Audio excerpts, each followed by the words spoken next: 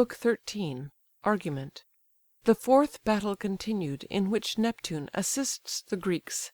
The acts of Idomeneus. Neptune, concerned for the loss of the Grecians, upon seeing the fortification forced by Hector, who had entered the gate near the station of the Ajaces, assumes the shape of Calchas, and inspires those heroes to oppose him. Then, in the form of one of the generals, encourages the other Greeks who had retired to their vessels. The Ajaces form their troops in a close phalanx, and put a stop to Hector and the Trojans. Several deeds of valour are performed. Meriones, losing his spear in the encounter, repairs to seek another at the tent of Idomeneus. This occasions a conversation between those two warriors, who return together to the battle. Idomeneus signalizes his courage above the rest. He kills Othryoneus, Oceus, and Alcathous. Deiphobus and Æneas march against him, and at length Idomeneus retires. Menelaus wounds Helenus, and kills Pisander. The Trojans are repulsed on the left wing. Hector still keeps his ground against the Ajaces, till, being galled by the Locrians, slingers, and archers, Polydamas advises to call a council of war. Hector approves of his advice, but goes first to rally the Trojans, upraids Paris, rejoins Polydamas, meets Ajax again, and renews the attack. The 28th day still continues. The scene is between the Grecian wall and the sea shore. When now the Thunderer on the sea-beat coast had fixed great Hector and his conquering host, he left them to the fates, in bloody fray to toil and struggle through the well-fought day. Then turn'd to Thracia from the field of fight those eyes that shed insufferable light, to where the Mysians prove their martial force, and hardy Thracians tame the savage horse, and where the far-famed Hippomolgion strays, renowned for justice and for length of days. Thrice happy race, that, innocent of blood, from milk, innoxious, seek their simple food. Jove sees delighted, and avoids the scene of guilty Troy, of arms and dying men. No aid, he deems, to either host is given, while his high law suspends the powers of heaven. Meantime the monarch of the watery main observed the Thunderer, nor observed in vain. In Samothracia, on a mountain's brow, whose waving woods o'erhung the deeps below, he sat, and round him cast his azure eyes where Ida's misty tops confusedly rise. Below, fair Ilion's glittering spires were seen, the crowded ships and sable seas between. There, from the crystal chambers of the main emerged, he sat, and mourn'd his Argives slain. At Jove incensed, with grief and fury stung, prone down the rocky steep he rush'd along. Fierce as he pass'd, the lofty mountains nod, the forest shakes, earth trembled as he trod, and felt the footsteps of the immortal god. From realm to realm 3 ample strides he took, and, at the 4th, the distant Ægae shook. Far in the bay his shining palace stands, eternal frame, not raised by mortal hands. This having reach'd, his brass-hoofed steeds he reins, fleet as the winds, and decked with golden manes. Refulgent arms his mighty limbs enfold, immortal arms of adamant and gold. He mounts the car, the golden scourge applies, he sits superior, and the chariot flies. His whirling wheels the glassy surface sweep. The enormous monsters rolling o'er the deep gambol around him on the watery way, and heavy whales in awkward measures play. The sea subsiding spreads a level plain, exults, and owns the monarch of the main. The parting waves before his coursers fly, the wondering waters leave his axle dry. Deep in the liquid regions lies a cave, between where Tenedos the surges lave, and rocky Imbrus breaks the rolling wave. There the great ruler of the azure round stopp'd his swift chariot, and his steeds unbound, fed with ambrosial herbage from his hand, and link'd their fetlocks with a golden band, infrangible, immortal. There they stay. The father of the floods pursues his way, where, like a tempest darkening heaven around, or fiery deluge that devours the ground, the impatient Trojans, in a gloomy throng, embattled roll'd, as Hector rush'd along. To the loud tumult and the barbarous cry the heavens re-echo, and the shores reply. They vow destruction to the Grecian name, and in their hopes the fleets already flame. But Neptune, rising from the seas profound, the god whose earthquakes rock the solid ground, now wears a mortal form, like Calchas seen, such his loud voice, and such his manly mien. His shouts incessant every Greek inspire, but most the Ajaces, adding fire to fire. "'Tis yours, O warriors, all our hopes to raise; O recollect your ancient worth and praise! 'Tis yours to save us, if you cease to fear; Flight, more than shameful, is destructive here. On other works though Troy with fury fall, And pour her armies o'er our batter'd wall, There Greece has strength; but this part o'erthrown, Her strength were vain. I dread for you alone. Here Hector rages like the force of fire, Vaunts of his gods, and calls high Jove his sire. If yet some heavenly power your breast excite, Breathe in your hearts, and string your arms to fight, Greece yet may live, her threatened fleet maintain, And Hector's force, and Jove's own aid, be vain." Then with his sceptre, that the deep controls, He touch'd the chiefs, and steel'd their manly souls. Strength, not their own, the touch divine imparts, Prompts their light limbs, and swells their daring hearts. Then as a falcon from the rocky height, Her quarry seen, impetuous at the sight, Forth springing instant, darts herself from high, Shoots on the wing, and skims along the sky: Such, and so swift, the power of ocean flew; The wide horizon shut him from their view. The inspiring god Oïleus' active son Perceived the first, and thus to Telamon: "Some god, my friend, some god in human form Favouring descends, and wills to stand the storm. Not Calchas this, the venerable seer; Short as he turn'd, I saw the power appear. I mark'd his parting, and the steps he trod; His own bright evidence reveals a god. Even now some energy divine I share, And seem to walk on wings, and tread in air." "With equal ardour (Telamon returns) My soul is kindled, and my bosom burns. New rising spirits all my force alarm, Lift each impatient limb, and brace my arm. This ready arm, unthinking, shakes the dart; The blood pours back, and fortifies my heart. Singly, methinks, yon towering chief I meet, And stretch the dreadful Hector at my feet." Full of the god that urged their burning breast, The heroes thus their mutual warmth express'd. Neptune meanwhile the routed Greeks inspired, Who, breathless, pale, with length of labours tired, Pant in the ships; while Troy to conquest calls, And swarms victorious o'er their yielding walls. Trembling before the impending storm they lie, While tears of rage stand burning in their eye. Greece sunk, they thought, and this their fatal hour; But breathe new courage as they feel the power. Teucer and Leitus first his words excite, Then stern Peneleus rises to the fight. Thoas, Deipyrus, in arms renown'd, And Merion next, the impulsive fury found. Last, Nestor's son the same bold ardour takes, While thus the god the martial fire awakes: "O lasting infamy! O dire disgrace To chiefs of vigorous youth and manly race! I trusted in the gods, and you, to see Brave Greece victorious, and her navy free. Ah no! The glorious combat you disclaim, And one black day clouds all her former fame. Heavens! what a prodigy these eyes survey, Unseen, unthought, till this amazing day! Fly we at length from Troy's oft conquer'd bands? And falls our fleet by such inglorious hands? A rout undisciplined, a straggling train, Not born to glories of the dusty plain; Like frighted fawns, from hill to hill pursued, A prey to every savage of the wood. Shall these, so late who trembled at your name, Invade your camps? Involve your ships in flame? A change so shameful, say, what cause has wrought? The soldiers' baseness, or the general's fault? Fools! will ye perish for your leader's vice? The purchase infamy, and life the price? 'Tis not your cause, Achilles' injured fame; Another's is the crime, but yours the shame. Grant that our chief offend through rage or lust; Must you be cowards if your king's unjust? Prevent this evil, and your country save; Small thought retrieves the spirits of the brave. Think, and subdue; on dastards dead to fame I waste no anger, for they feel no shame. But you, the pride, the flower of all our host, My heart weeps blood to see your glory lost. Nor deem this day, this battle, all you lose; A day more black, a fate more vile ensues.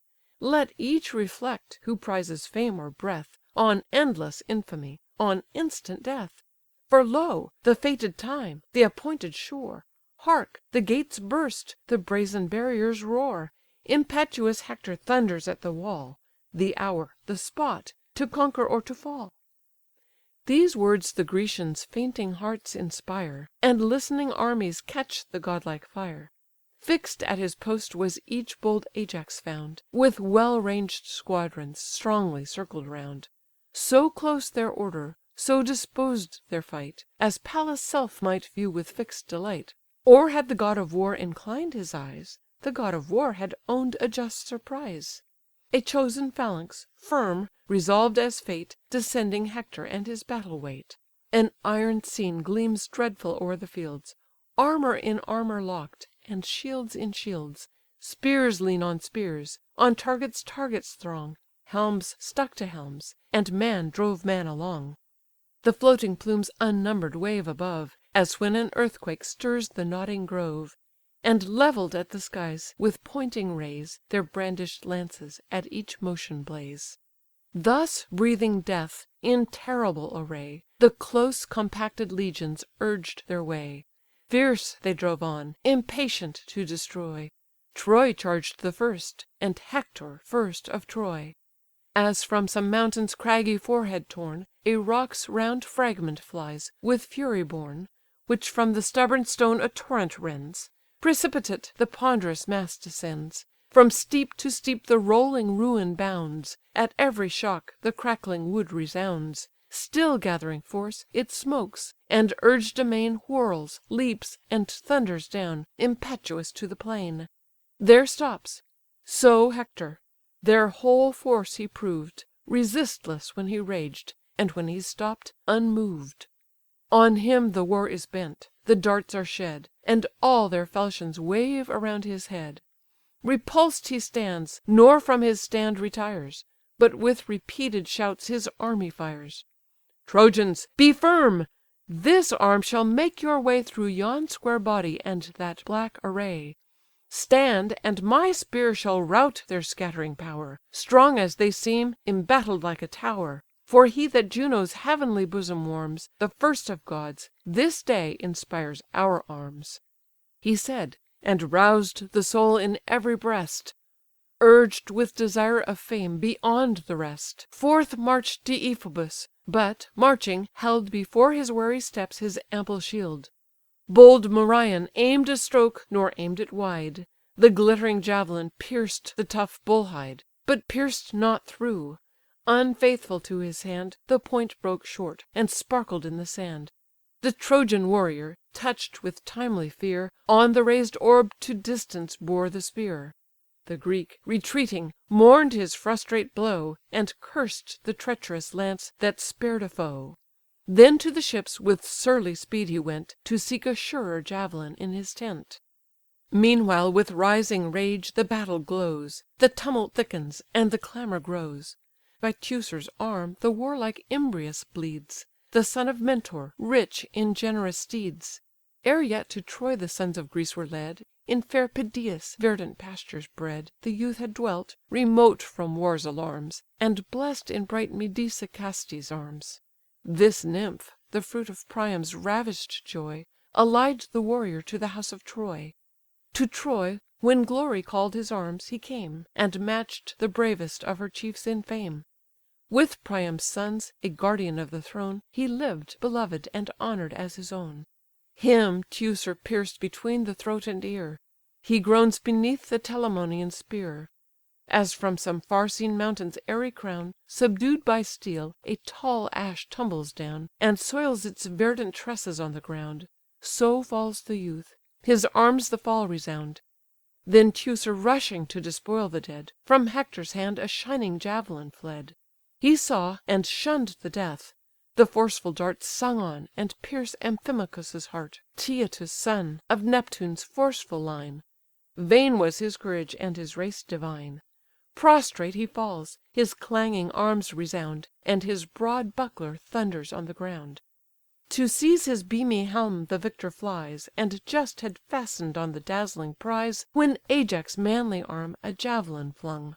Full on the shield's round boss the weapon rung. He felt the shock, nor more was doom'd to feel, Secure in mail, and sheathed in shining steel. Repulsed, he yields: the victor Greeks obtain the spoils contested, and bear off the slain. Between the leaders of the Athenian line, Stichius the brave, Menestheus the divine, Deplored Amphimachus, sad object, lies; Imbrius remains the fierce Ajaces' prize; As two grim lions bear across the lawn, Snatch'd from devouring hounds, a slaughter'd fawn; In their fell jaws high lifting through the wood, And sprinkling all the shrubs with drops of blood, So these, the chief: great Ajax from the dead Strips his bright arms, Oïleus lops his head; Toss'd like a ball, and whirl'd in air away, At Hector's feet the gory visage lay. The god of ocean, fired with stern disdain, And pierced with sorrow for his grandson slain, Inspires the Grecian hearts, confirms their hands, And breathes destruction on the Trojan bands. Swift as a whirlwind rushing to the fleet, He finds the lance famed Idomen of Crete; His pensive brow the generous care express'd With which a wounded soldier touch'd his breast, Whom in the chance of war a javelin tore, And his sad comrades from the battle bore.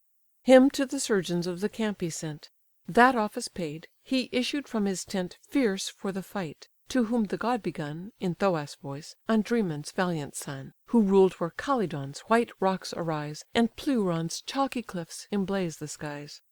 Where's now the imperious vaunt, the daring boast Of Greece victorious, and proud Ilion lost? To whom the king: "On Greece no blame be thrown; Arms are her trade, and war is all her own.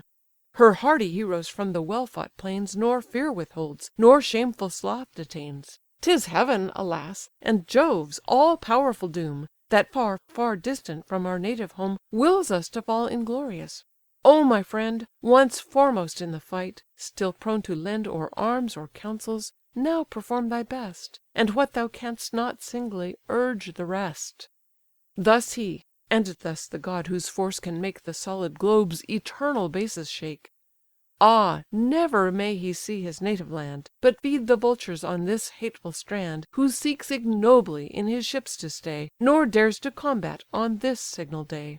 For this, behold, in horrid arms I shine, And urge thy soul to rival acts with mine.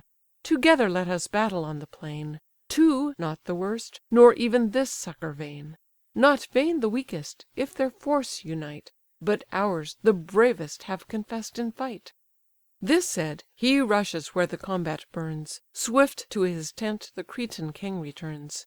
From thence, two javelins glittering in his hand, And clad in arms that lighten'd all the strand, Fierce on the foe the impetuous hero drove, Like lightning bursting from the arm of Jove, Which to pale man the wrath of heaven declares, Or terrifies the offending world with wars. In streamy sparkles, kindling all the skies, From pole to pole the trail of glory flies. Thus his bright armour o'er the dazzled throng Gleam'd dreadful, as the monarch flash'd along. Him, near his tent, Meriones attends, Whom thus he questions: "Ever best of friends, O say, in every art of battle skill'd, What holds thy courage from so brave a field? On some important message art thou bound? Or bleeds my friend by some unhappy wound? Inglorious here my soul abhors to stay, And glows with prospects of the approaching day." "O prince (Meriones replies), whose care Leads forth the embattled sons of Crete to war, This speaks my grief: this headless lance I wield, The rest lies rooted in a Trojan shield." To whom the Cretan: "Enter, and receive The wonted weapons; those my tent can give. Spears I have store, and Trojan lances all, That shed a lustre round the illumined wall. Though I, disdainful of the distant war, Nor trust the dart, nor aim the uncertain spear, Yet hand to hand I fight, and spoil the slain, And thence these trophies, and these arms I gain. Enter, and see on heaps the helmets roll'd, And high hung spears, and shields that flame with gold." "Nor vain (said Merion) are our martial toils; We too can boast of no ignoble spoils, But those my ship contains; whence distant far I fight conspicuous in the van of war. What need I more? If any Greek there be Who knows not Merion, I appeal to thee."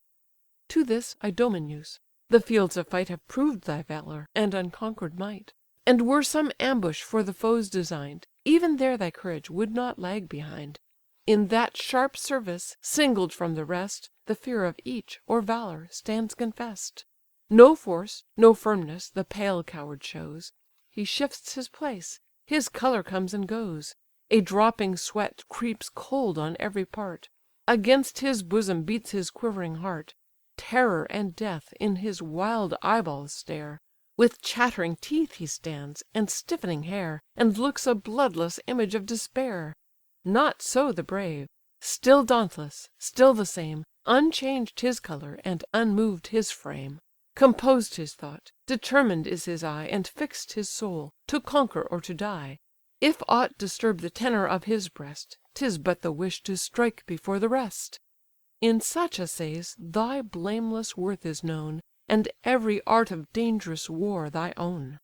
By chance of fight whatever wounds you bore, Those wounds were glorious all, and all before: Such as may teach, 'twas still thy brave delight To oppose thy bosom where thy foremost fight. But why, like infants, cold to honour's charms, Stand we to talk, when glory calls to arms? Go, from my conquer'd spears the choicest take, And to their owners send them nobly back." Swift at the word, bold Merion snatch'd a spear, And, breathing slaughter, follow'd to the war. So Mars armipotent invades the plain, The wide destroyer of the race of man. Terror, his best beloved son, attends his course, Arm'd with stern boldness and enormous force; The pride of haughty warriors to confound, And lay the strength of tyrants on the ground. From Thrace they fly, call'd to the dire alarms Of warring Phlegians, and Ephyrian arms; Invoked by both, relentless they dispose, To these glad conquest, murderous rout to those. So march'd the leaders of the Cretan train, And their bright arms shot horror o'er the plain. Then first spake Merion: "Shall we join the right, Or combat in the centre of the fight? Or to the left our wonted succour lend? Hazard and fame all parts alike attend." "Not in the centre," Idomen replied; "Our ablest chieftains the main battle guide. Each godlike Ajax makes that post his care, And gallant Teucer deals destruction there, Skill'd or with shafts to gall the distant field, Or bear close battle on the sounding shield. These can the rage of haughty Hector tame; Safe in their arms the navy fears no flame, Till Jove himself descends, his bolts to shed, And hurl the blazing ruin at our head. Great must he be, of more than human birth, Nor feed like mortals on the fruits of earth. Him neither rocks can crush, nor steel can wound, Whom Ajax fells not on the ensanguined ground. In standing fight he mates Achilles' force, Excell'd alone in swiftness in the course. Then to the left our ready arms apply, And live with glory, or with glory die." He said, and Merion to the appointed place, Fierce as the god of battles, urged his pace. Soon as the foe the shining chiefs beheld Rush like a fiery torrent o'er the field, Their force embodied in a tide they pour; The rising combat sounds along the shore. As warring winds in Sirius' sultry reign, From different quarters sweep the sandy plain; On every side the dusty whirlwinds rise, And the dry fields are lifted to the skies. Thus by despair, hope, rage, together driven, Met the black hosts, and, meeting, darken'd heaven. All dreadful glared the iron face of war, Bristled with upright spears, that flash'd afar. Dire was the gleam of breastplates, helms, and shields, And polish'd arms emblazed the flaming fields. Tremendous scene, that general horror gave, But touch'd with joy the bosoms of the brave. Saturn's great sons in fierce contention vied, And crowds of heroes in their anger died. The sire of earth and heaven, by Thetis won To crown with glory Peleus' godlike son, Will'd not destruction to the Grecian powers, But spared awhile the destined Trojan towers; While Neptune, rising from his azure main, Warr'd on the king of heaven with stern disdain, And breathed revenge, and fired the Grecian train. Gods of one source, of one ethereal race, Alike divine, and heaven their native place; But Jove the greater, first born of the skies, And more than men, or gods, supremely wise. For this, of Jove's superior might afraid, Neptune in human form conceal'd his aid. These powers enfold the Greek and Trojan train In war and discord's adamantine chain, Indissolubly strong: the fatal tie Is stretch'd on both, and close compell'd they die. Dreadful in arms, and grown in combats grey, The bold Idomeneus controls the day. First by his hand Othryoneus was slain, Swell'd with false hopes, with mad ambition vain. Call'd by the voice of war to martial fame, From high Cabesus' distant walls he came. Cassandra's love he sought, with boasts of power, And promised conquest was the proffer'd dower. The king consented, by his vaunts abused; The king consented, but the fates refused. Proud of himself and of the imagined bride, The field he measured with a larger stride. Him as he stalk'd, the Cretan javelin found; Vain was his breastplate to repel the wound. His dream of glory lost, he plunged to hell; His arms resounded as the boaster fell. The great Idomeneus bestrides the dead, And thus he cries: "Behold thy promise sped! Such is the help thy arms to Ilion bring, And such the contract of the Phrygian king. Our offers now, illustrious prince, receive; For such an aid what will not Argos give? To conquer Troy, with ours thy forces join, And count Atrides' fairest daughter thine. Meantime, on further methods to advise, Come, follow to the fleet thy new allies; There hear what Greece has on her part to say." He spoke, and dragg'd the gory corse away. This Asius view'd, unable to contain, Before his chariot warring on the plain. His crowded coursers to his squire consign'd, Impatient panted on his neck behind. To vengeance rising with a sudden spring, He hoped the conquest of the Cretan king. The wary Cretan, as his foe drew near, Full on his throat discharged the forceful spear. Beneath the chin the point was seen to glide, And glitter'd extant at the further side. As when the mountain oak, or poplar tall, Or pine, fit mast for some great admiral, Groans to the oft heaved axe, with many a wound, Then spreads a length of ruin o'er the ground; So sunk proud Asius in that dreadful day, And stretch'd before his much loved coursers lay. He grinds the dust distain'd with streaming gore, And, fierce in death, lies foaming on the shore. Deprived of motion, stiff with stupid fear, Stands all aghast his trembling charioteer, Nor shuns the foe, nor turns the steeds away, But falls transfixed, an unresisting prey. Pierced by Antilochus, he pants beneath The stately car, and labours out his breath.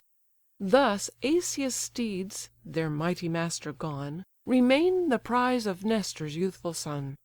Stabb'd at the sight, Deiphobus drew nigh, And made with force the vengeful weapon fly. The Cretan saw, and stooping caused to glance From his slope shield the disappointed lance. Beneath the spacious targe, a blazing round, Thick with bull hides and brazen orbits bound, On his raised arm by two strong braces stay'd, He lay collected in defensive shade. O'er his safe head the javelin idly sung, And on the tinkling verge more faintly rung. Even then the spear the vigorous arm confess'd, And pierced, obliquely, king Hypsenor's breast. Warm'd in his liver, to the ground it bore The chief, his people's guardian now no more. "Not unattended (the proud Trojan cries), Nor unrevenged lamented Asius lies: For thee through hell's black portals stand display'd, This mate shall joy thy melancholy shade." Heart-piercing anguish, at the haughty boast, Touch'd every Greek, but Nestor's son the most. Grieved as he was, his pious arms attend, And his broad buckler shields his slaughter'd friend. Till sad Mecistheus and Alastor bore His honour'd body to the tented shore. Nor yet from fight Idomeneus withdraws, Resolved to perish in his country's cause, Or find some foe, whom heaven and he shall doom To wail his fate in death's eternal gloom. He sees Alcathous in the front aspire; Great Æsyetes was the hero's sire; His spouse Hippodamia, divinely fair, Anchises' eldest hope, and darling care; Who charm'd her parents and her husband's heart With beauty, sense, and every work of art. He once of Ilion's youth the loveliest boy, The fairest she of all the fair of Troy. By Neptune now the hapless hero dies, Who covers with a cloud those beauteous eyes, And fetters every limb. Yet bent to meet his fate he stands, nor shuns the lance of Crete. Fix'd as some column, or deep-rooted oak, while the winds sleep, his breast received the stroke. Before the ponderous stroke his corslet yields, long used to ward the death in fighting fields. The riven armour sends a jarring sound, his labouring heart heaves with so strong a bound. The long lance shakes, and vibrates in the wound, fast flowing from its source, as prone he lay, life's purple tide impetuous gush'd away. Then Idomen, insulting o'er the slain: "Behold, Deiphobus! nor vaunt in vain: See, on one Greek 3 Trojan ghosts attend; This, my third victim, to the shades I send. Approaching now thy boasted might approve, And try the prowess of the seed of Jove. From Jove, enamour'd of a mortal dame, Great Minos, guardian of his country, came. Deucalion, blameless prince, was Minos' heir; His first born I, the third from Jupiter. O'er spacious Crete, and her bold sons, I reign, And thence my ships transport me through the main. Lord of a host, o'er all my host I shine, A scourge to thee, thy father, and thy line." The Trojan heard, uncertain or to meet, Alone, with venturous arms the king of Crete, Or seek auxiliar force; at length decreed To call some hero to partake the deed. Forthwith Æneas rises to his thought; For him in Troy's remotest lines he sought, Where he, incensed at partial Priam, stands, And sees superior posts in meaner hands. To him, ambitious of so great an aid, The bold Deiphobus approach'd, and said: "Now, Trojan prince, employ thy pious arms, If e'er thy bosom felt fair honour's charms. Alcathous dies, thy brother and thy friend; Come, and the warrior's loved remains defend. Beneath his cares thy early youth was trained; One table fed you, and one roof contained. This deed to fierce Idomeneus we owe; Haste, and revenge it on the insulting foe." Æneas heard, and for a space resign'd To tender pity all his manly mind. Then rising in his rage, he burns to fight; The Greek awaits him with collected might. As the fell boar, on some rough mountain's head, Arm'd with wild terrors, and do slaughter bread; When the loud rustics rise, and shout from far, Attends the tumult, and expects the war; O'er his bent back the bristly horrors rise; Fires stream in lightning from his sanguine eyes; His foaming tusks both dogs and men engage, But most his hunters rouse his mighty rage. So stood Idomeneus; his javelin shook, And met the Trojan with a lowering look. Antilochus, Deipyrus were near, The youthful offspring of the god of war; Merion and Aphareus, in field renown'd. To these the warrior sent his voice around: "Fellows in arms, your timely aid unite! Lo, great Æneas rushes to the fight! Sprung from a god, and more than mortal bold, He fresh in youth, and I in arms grown old. Else should this hand, this hour, decide the strife, The great dispute, of glory or of life." He spoke, and all, as with one soul, obey'd. Their lifted bucklers cast a dreadful shade Around the chief. Æneas too demands the assisting forces of his native bands. Paris, Deiphobus, Agenor join, Co-aids and captains of the Trojan line. In order follow all the embodied train, Like Ida's flocks proceeding o'er the plain. Before his fleecy care, erect and bold, Stalks the proud ram, the father of the bold. With joy the swain surveys them, as he leads To the cool fountains through the well known meads. So joys Æneas, as his native band Moves on in rank, and stretches o'er the land. Round dread Alcathous now the battle rose; On every side the steely circle grows. Now batter'd breastplates and hack'd helmets ring, And o'er their heads unheeded javelins sing. Above the rest, 2 towering chiefs appear; There great Idomeneus, Æneas here. Like gods of war, dispensing fate, they stood, And burn'd to drench the ground with mutual blood. The Trojan weapon whizz'd along in air; The Cretan saw, and shunn'd the brazen spear. Sent from an arm so strong, the missive wood Stuck deep in earth, and quiver'd where it stood. But Œnomaus received the Cretan's stroke; The forceful spear his hollow corslet broke; It ripp'd his belly with a ghastly wound, And roll'd the smoking entrails on the ground.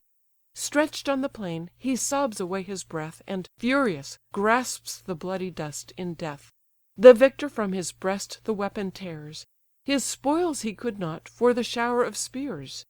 Though now unfit an active war to wage, Heavy with cumbrous arms, stiff with cold age, His listless limbs unable for the course, In standing fight he yet maintains his force; Till faint with labour, and by foes repell'd, His tired slow steps he drags from off the field.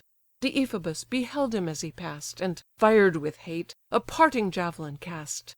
The javelin err'd, but held its course along, And pierced Ascalaphus, the brave and young. The son of Mars fell gasping on the ground, And gnash'd the dust, all bloody with his wound. Nor knew the furious father of his fall. High throned amidst the great Olympian hall, On golden clouds the immortal synod sate, Detained from bloody war by Jove and fate. Now where in dust the breathless hero lay, For slain Ascalaphus commenced the fray. Deiphobus to seize his helmet flies, And from his temples rends the glittering prize. Valiant as Mars, Meriones drew near, And on his loaded arm discharged his spear. He drops the weight, disabled with the pain; The hollow helmet rings against the plain. Swift as a vulture leaping on his prey, From his torn arm the Grecian rent away The reeking javelin, and rejoined his friends. His wounded brother good Polites tends. Around his waist his pious arms he threw, And from the rage of battle gently drew. Him his swift coursers on his splendid car Wrapp'd from the lessening thunder of the war. To Troy they drove him, groaning from the shore, And sprinkling, as he pass'd, the sands with gore. Meanwhile fresh slaughter bathes the sanguine ground, Heaps fall on heaps, and heaven and earth resound. Bold Aphareus by great Æneas bled; As toward the chief he turn'd his daring head, He pierced his throat. The bending head, depress'd beneath his helmet, nods upon his breast. His shield reversed o'er the fallen warrior lies, And everlasting slumber seals his eyes. Antilochus, as Thoon turn'd him round, Transpierced his back with a dishonest wound. The hollow vein that to the neck extends Along the chin his eager javelin rends. Supine he falls, and to his social train Spreads his imploring arms, but spreads in vain. The exulting victor, leaping where he lay, From his broad shoulders tore the spoils away. His time observed, foreclosed by foes around, On all sides thick the peals of arms resound. His shield emboss'd the ringing storm sustains, But he impervious and untouch'd remains. Great Neptune's care preserved from hostile rage This youth, the joy of Nestor's glorious age. In arms intrepid, with the first he fought, Faced every foe, and every danger sought. His winged lance, resistless as the wind, Obeys each motion of the master's mind. Restless it flies, impatient to be free, And meditates the distant enemy. The son of Asius, Adamas, drew near, And struck his target with the brazen spear Fierce in his front. But Neptune wards the blow, And blunts the javelin of the eluded foe. In the broad buckler half the weapon stood, Splinter'd on earth flew half the broken wood. Disarm'd, he mingled in the Trojan crew, But Merion's spear o'ertook him as he flew. Deep in the belly's rim an entrance found, Where sharp the pang, and mortal is the wound. Bending he fell, and doubled to the ground Lay panting. Thus an ox in fetters tied, While death's strong pangs distend his labouring side, His bulk enormous on the field displays. His heaving heart beats thick as ebbing life decays. The spear the conqueror from his body drew, And death's dim shadows swarm before his view. Next brave Deipyrus in dust was laid. King Helenus waved high the Thracian blade, And smote his temples with an arm so strong, The helm fell off, and rolled amid the throng. There for some luckier Greek it rests a prize, For dark in death the godlike owner lies. Raging with grief, great Menelaus burns, And fraught with vengeance to the victor turns, That shook the ponderous lance in act to throw, And this stood adverse with the bended bow. Full on his breast the Trojan arrow fell, But harmless bounded from the plated steel. As on some ample barn's well hardened floor, The winds collected at each open door, While the broad fan with force is whirled around, Light leaps the golden grain, resulting from the ground. So from the steel that guards Atrides' heart, Repell'd to distance flies the bounding dart. Atrides, watchful of the unwary foe, Pierced with his lance the hand that grasped the bow, And nailed it to the yew: the wounded hand Trail'd the long lance that mark'd with blood the sand. But good Agenor gently from the wound The spear solicits, and the bandage bound. A sling's soft wool, snatch'd from a soldier's side, At once the tent and ligature supplied. Behold! Pisander, urged by fate's decree, Springs through the ranks to fall, and fall by thee, Great Menelaus, to enhance thy fame. High towering in the front the warrior came: First the sharp lance was by Atrides thrown; The lance far distant by the winds was blown; Nor pierced Pisander through Atrides' shield; Pisander's spear fell shiver'd on the field. Not so discouraged, to the future blind, Vain dreams of conquest swell his haughty mind. Dauntless he rushes where the Spartan lord Like lightning brandish'd his far beaming sword; His left arm high opposed the shining shield, His right beneath the cover'd poleaxe held; An olive's cloudy grain the handle made, Distinct with studs, and brazen was the blade. This on the helm discharged a noble blow; The plume dropp'd nodding to the plain below, Shorn from the crest. Atrides waved his steel; Deep through his front the weighty falchion fell; The crashing bones before its force gave way; In dust and blood the groaning hero lay; Forced from their ghastly orbs, and spouting gore, The clotted eyeballs tumble on the shore. And fierce Atrides spurn'd him as he bled, Tore off his arms, and, loud exulting, said: "Thus, Trojans, thus, at length be taught to fear! O race perfidious, who delight in war! Already noble deeds ye have perform'd; A princess raped transcends a navy storm'd. In such bold feats your impious might approve, Without the assistance or the fear of Jove. The violated rites, the ravish'd dame, Our heroes slaughter'd, and our ships on flame, Crimes heap'd on crimes, shall bend your glory down, And whelm in ruins yon flagitious town. O thou, great father, lord of earth and skies, Above the thought of man, supremely wise! If from thy hand the fates of mortals flow, From whence this favour to an impious foe? A godless crew, abandoned and unjust, Still breathing rapine, violence, and lust. The best of things, beyond their measure, cloy; Sleep's balmy blessing, love's endearing joy; The feast, the dance, whate'er mankind desire, Even the sweet charms of sacred numbers tire. But Troy for ever reaps a dire delight In thirst of slaughter, and in lust of fight." This said, he seized, while yet the carcase heaved, The bloody armour which his train received; Then sudden mix'd among the warring crew, And the bold son of Pylæmenes slew. Harpalion had through Asia travell'd far, Following his martial father to the war. Through filial love he left his native shore, Never, ah never, to behold it more. His unsuccessful spear he chanced to fling Against the target of the Spartan king; Thus of his lance disarm'd, from death he flies, And turns around his apprehensive eyes.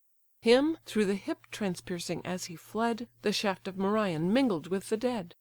Beneath the bone the glancing point descends, And, driving down, the swelling bladder rends. Sunk in his sad companion's arms he lay, And in short pantings sobb'd his soul away, Like some vile worm extended on the ground, While life's red torrent gush'd from out the wound. Him on his car the Paphlagonian train In slow procession bore from off the plain. The pensive father now no more, Attends the mournful pomp along the shore, And unavailing tears profusely shed, And unrevenged deplored his offspring dead. Paris from far the moving sight beheld, With pity soften'd, and with fury swell'd. His honour'd host, a youth of matchless grace, And loved of all the Paphlagonian race; With his full strength he bent his angry bow, And wing'd the feather'd vengeance at the foe. A chief there was, the brave Euchenor named, For riches much, and more for virtue famed, Who held his seat in Corinth's stately town; Polydus' son, a seer of old renown. Oft had the father told his early doom, By arms abroad, or slow disease at home. He climb'd his vessel, prodigal of breath, And chose the certain glorious path to death. Beneath his ear the pointed arrow went, The soul came issuing at the narrow vent. His limbs, unnerved, dropp'd useless on the ground, And everlasting darkness shades him round. Nor knew great Hector how his legions yield, Wrapp'd in the cloud and tumult of the field. Wide on the left the force of Greece commands, And conquest hovers o'er the Achaean bands. With such a tide superior virtue sway'd, And he that shakes the solid earth gave aid. But in the centre Hector fix'd remained, Where first the gates were forced, and bulwarks gained. There on the margin of the hoary deep, Their naval station where the Jaces keep, And where low walls confine the beating tides, Whose humble barrier scarce the foe divides; Where late in fight both foot and horse engaged, And all the thunder of the battle raged; There join'd, the whole Bœotian strength remains, The proud Ionians with their sweeping trains, Locrians, and Phthians, and the Epean force; But join'd, repel not Hector's fiery course.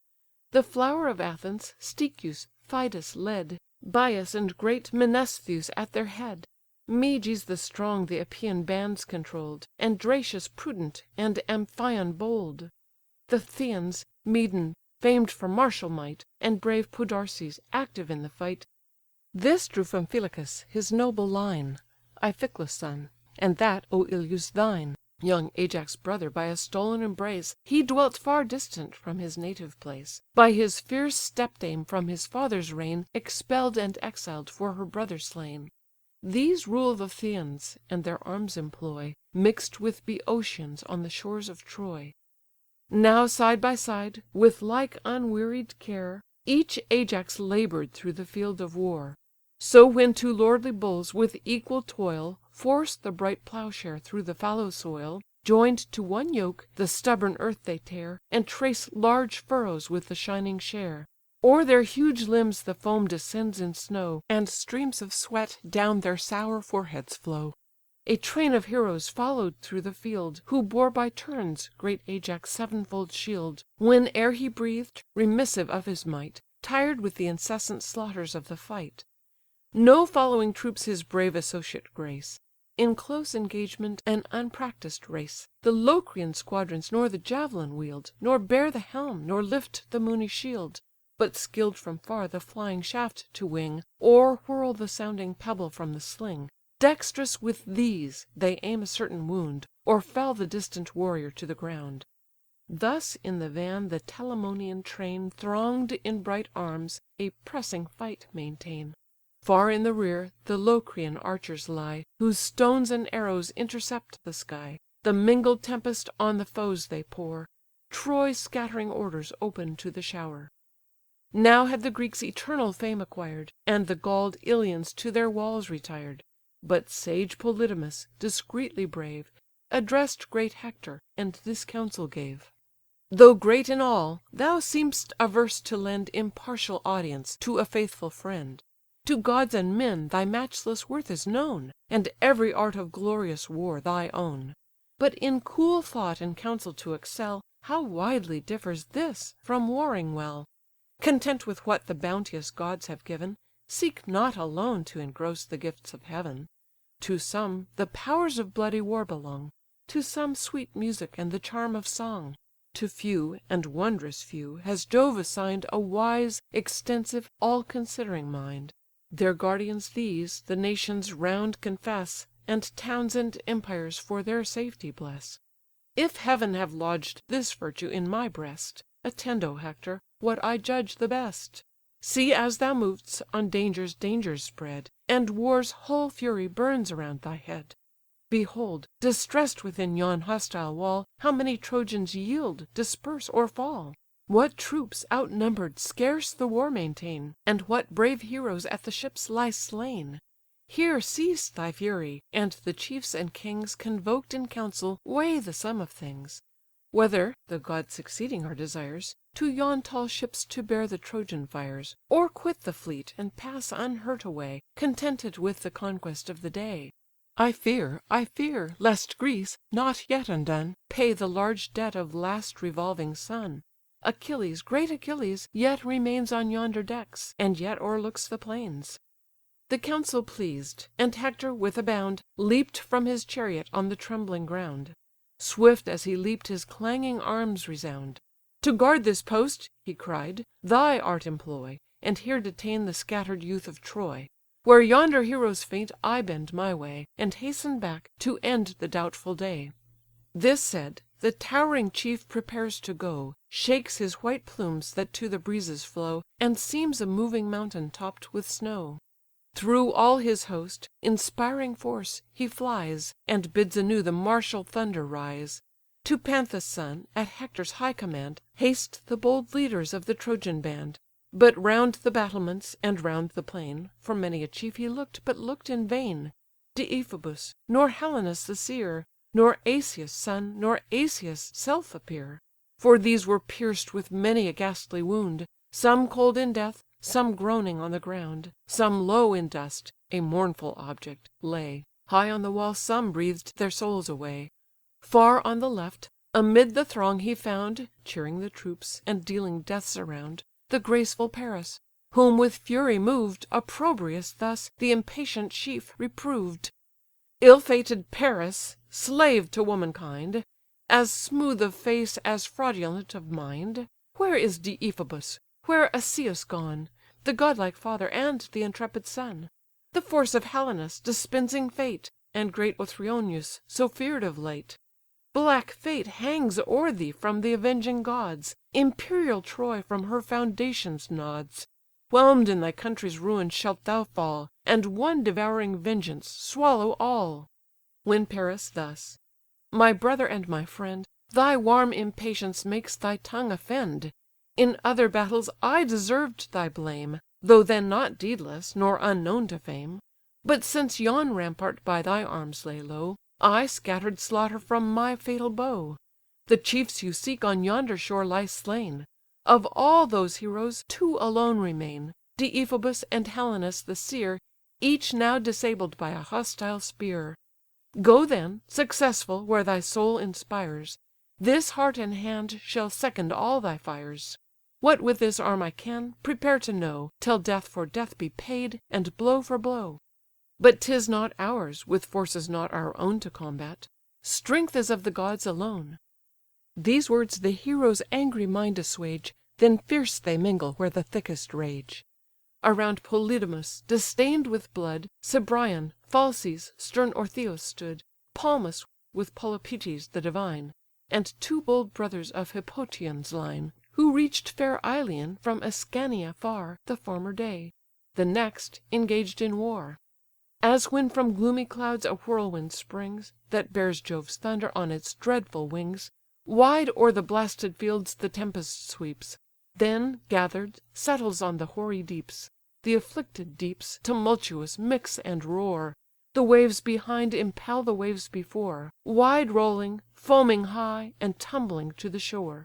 Thus rank on rank the thick battalions throng, Chief urged on chief, and man drove man along. Far o'er the plains, in dreadful order bright, The brazen arms reflect a beamy light. Full in the blazing van great Hector shined, Like Mars commissioned to confound mankind. Before him flaming his enormous shield, Like the broad sun, illumined all the field. His nodding helm emits a streamy ray, His piercing eyes through all the battle stray; And, while beneath his targe he flash'd along, Shot terrors round, that wither'd e'en the strong. Thus stalked he, dreadful; death was in his look; Whole nations fear'd, but not an Argive shook. The towering Ajax, with an ample stride, Advanced the first, and thus the chief defied: "Hector, come on! thy empty threats forbear; 'Tis not thy arm, 'tis thundering Jove we fear. The skill of war to us not idly given; Lo! Greece is humbled, not by Troy, but heaven. Vain are the hopes that haughty mind imparts, To force our fleet; the Greeks have hands and hearts. Long ere in flames our lofty navy fall, Your boasted city and your god built wall Shall sink beneath us, smoking on the ground, And spread a long unmeasured ruin round. The time shall come, when, chased along the plain, Even thou shalt call on Jove, and call in vain; Even thou shalt wish, to aid thy desperate course, The wings of falcons for thy flying horse; Shalt run, forgetful of a warrior's fame, While clouds of friendly dust conceal thy shame." As thus he spoke, behold, in open view, On sounding wings a dexter eagle flew. To Jove's glad omen all the Grecians rise, And hail, with shouts, his progress through the skies.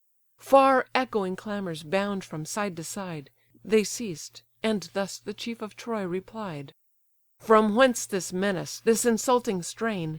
Enormous boaster, doom'd to vaunt in vain!